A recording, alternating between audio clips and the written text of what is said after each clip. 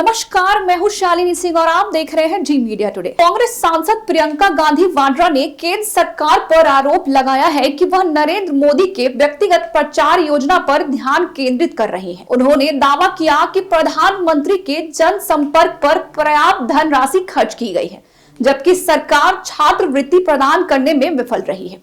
उन्होंने राष्ट्रीय प्रतिभा खोज परीक्षा NTASC के निलंबन पर भी चिंता जताई है, जो छात्रों को प्रतिभाशाली और उच्च शिक्षा प्रदान करने में मदद करती थी। उन्होंने कहा है कि 1963 में शुरू की गई छात्रवृत्ति ने असंख्य बच्चों को अवसर प्रदान दिया, लेकिन 3 वर्षों से इसे रोक दिया गया है। पेंच के अनुसार प्रधानमंत्री मोदी द्वारा एक पॉडकास्ट में यह कहे जाने के बाद कि वह भगवान नहीं है बल्कि आम इंसान है और उनसे भी गलतियां हो सकती हैं। आइए सुनते हैं पूरी खबर। एक नई चीज नहीं बोली और कर दिया पूरी तरह से। मुझे बहुत दशकों बाद ये एहसास हुआ कि मैं वो जो स्कूल में जो मैथ का डबल पीरियड होता था ना, कि मैं उसमें बैठी और उसमें वो नड्डा जी भी ऐसे हाथ मल रहे थे, फिर मोदी जी ने उनकी तरफ देखा तो अचानक वो ऐसे लगने एक्टिंग करने लगे कि मैं सुन रहा हूँ। अमित शाह जी यूं यूं अपना सर छू रहे थे, पीयूष गोयल जी भी पीछे ऐसे लग रहे थे कि सोने वाले हैं। तो मेरे लिए तो एक नया एहसास था। मैंने सोचा था प्रधानमंत्री जी कुछ नया बोलेंगे, कुछ अच्छा बोलेंगे। उनके खोखले 11 संकल्प, अगर भ्रष्टाचार के प्रति 0 टॉलरेंस है तो अडानी पे बहस तो करो।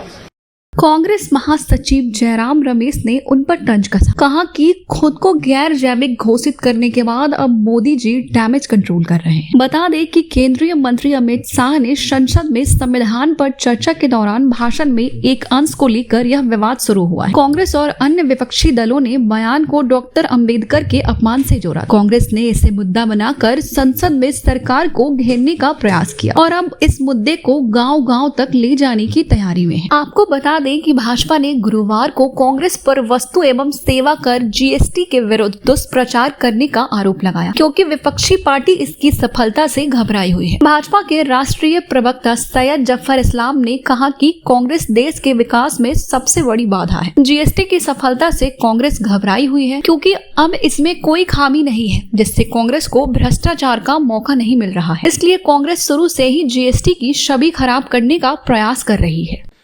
देखिए, कांग्रेस पार्टी जो जानी जाती है और पूरी दुनिया में उसके बारे में लोग कहते थे party of scams and scamsters, आज GST जिसमें लीकेज नहीं हो रहा है तो इससे उनको परेशानी हो रही है। एक ऐसा सिस्टम आया है जिससे जो भी लीकेज होता था सिस्टम में वो अब नहीं हो रहा है।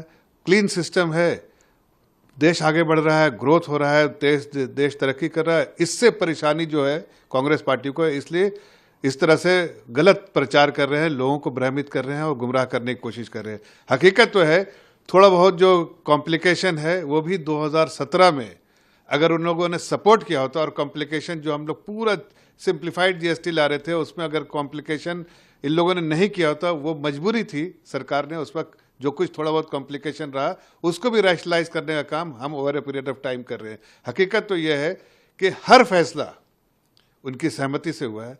अगर वो कहते हैं कि मिडिल क्लास। देश और दुनिया की तमाम खबरों को जानने के लिए हमारे साथ बने रहें और देखते रहिए जी मीडिया टुडे।